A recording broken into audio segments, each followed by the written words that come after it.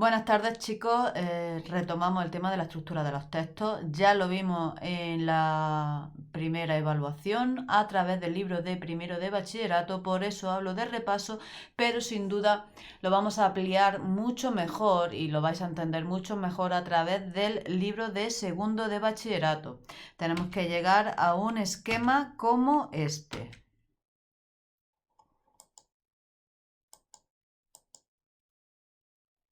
Este es el esquema de segundo de bachillerato, lo tenéis en Moodle también, os lo podéis descargar y son tres opciones. Solo tenéis que elegir una. Por ejemplo, la primera, un esquema numérico. Nos encontramos con un texto, sea periodístico, sea literario, y tenemos que hacer pues una especie de esquema de ideas principales y secundarias. Aquí, por ejemplo, solo tenemos un ejemplo de un texto que vamos a leer con posterioridad y vamos a volver a este esquema.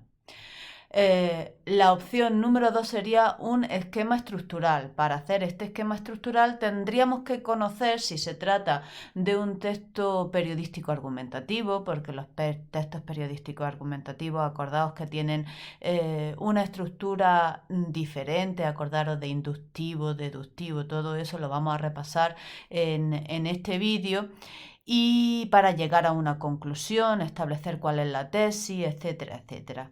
En el caso que en vez de un texto periodístico, este esquema estructural, lo quisiéramos hacer de un texto narrativo, evidentemente lo que tenemos que encontrar dentro del texto es el planteamiento, el nudo y el desenlace. Así es como se estructura normalmente, lo venimos viendo desde la ESO, los textos narrativos.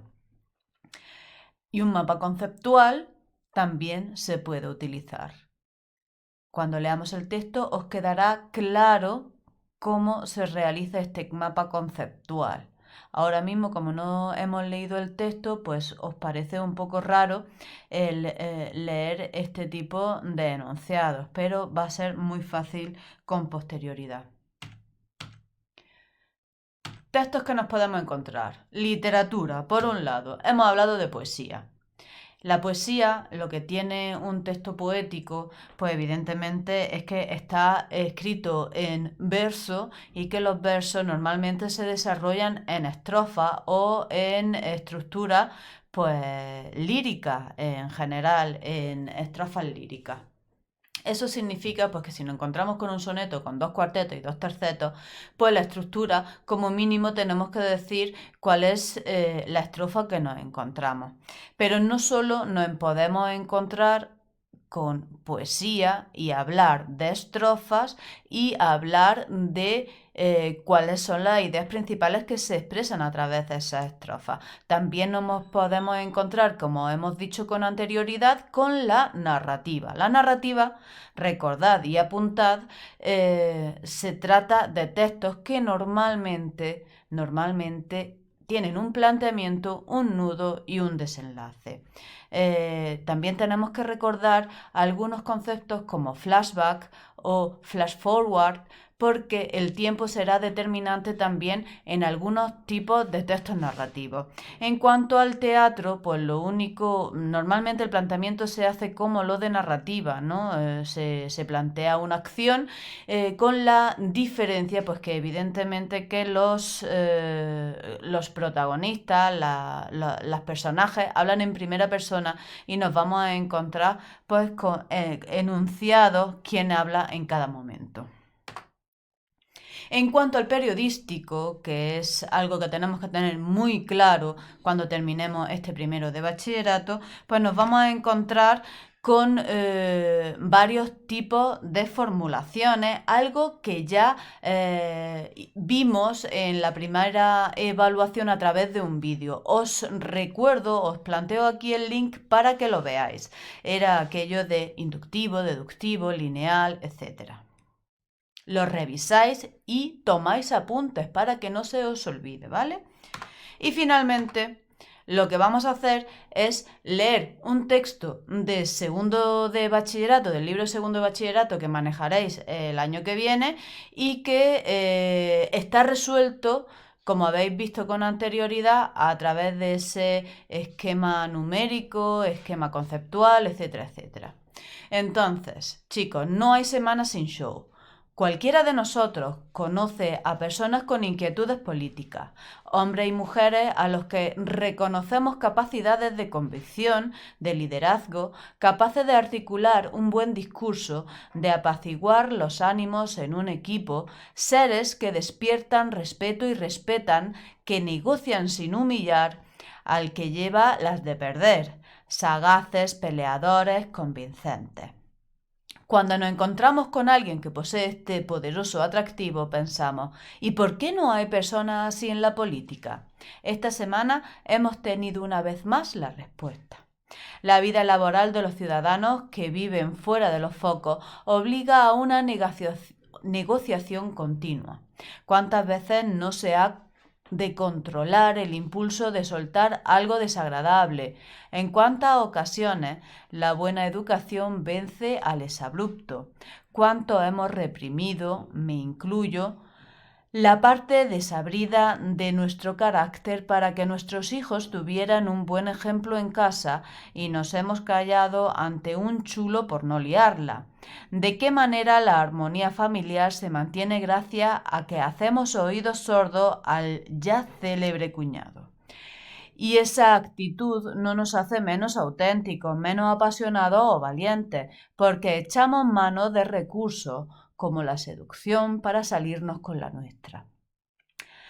Quien más educado está, quien más inteligente es, más capacidad muestra para convencer o vencer sin necesidad de herir.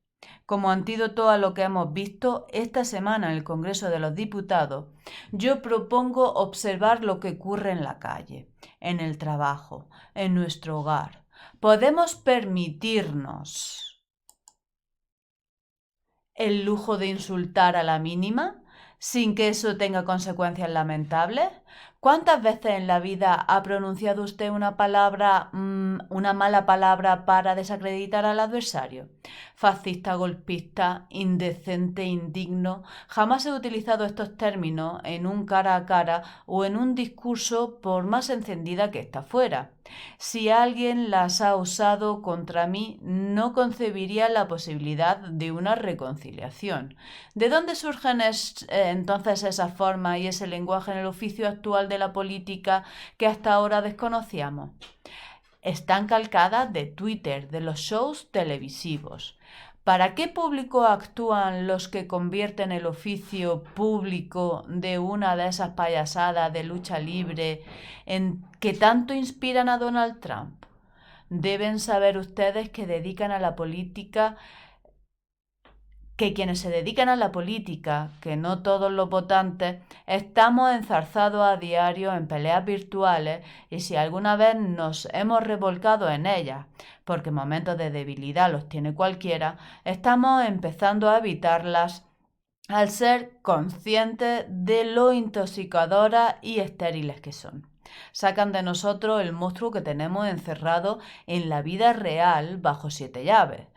Pero cada vez más distinguimos entre el acaloramiento natural de un debate y los números que se montan solo para sacudir el fango de esas redes que manipulan nuestra rabia y nuestro criterio. Tan acostumbrados están algunos a reinar en lo virtual que ya no saben comportarse presencialmente. No podemos permitir que esa vulgaridad se nos contagie. Insisto, no son en absoluto un espejo de lo que sucede en la vida real, de la misma forma que no lo es Twitter. Son muchos los ciudadanos que cada día se enfrentan al mundo con espíritu de negociación, negocian, contienen sus más oscuras emociones, se censura la burla y el desprecio. Precisamente porque no somos santos, concebimos la educación como una estrategia para la convivencia. Y hay grandes estrategas, ¿con qué dignidad ocuparían un asiento en el Congreso? ¿Pero qué persona brillante y educada se expondría a semejante jauría? Nadie en su sano juicio. Es un texto de Elvira Lindo que estuvo publicado pues, hace aproximadamente 2 años en El País. Vamos a ver los esquemas con los que nos encontramos. El esquema numérico 1, por ejemplo, lo podéis estar viendo en el texto. En política hacen falta personas educadas que puedan negociar sin humillar. Esa sería una idea principal. Una idea secundaria vinculada a esta idea principal sería el 1-1. Los políticos se insultan constantemente, como algo negativo, evidentemente. Y el 1-2 extraen esos comportamientos deleznables de las redes sociales donde los insultos son habituales. Una segunda idea principal sería los ciudadanos en la vida real negocian y conviven sin pelearse.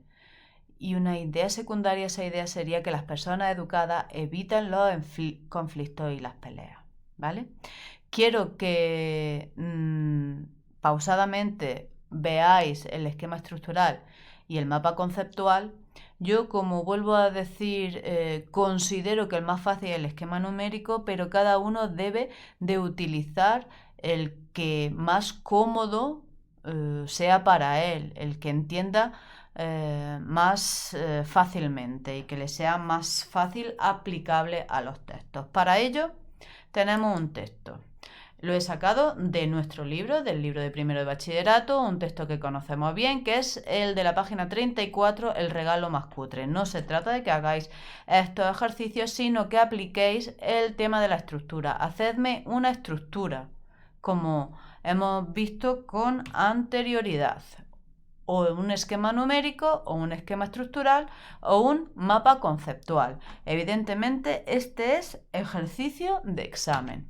Así que bueno, pues ya tenéis trabajito para esta hora. Un saludo.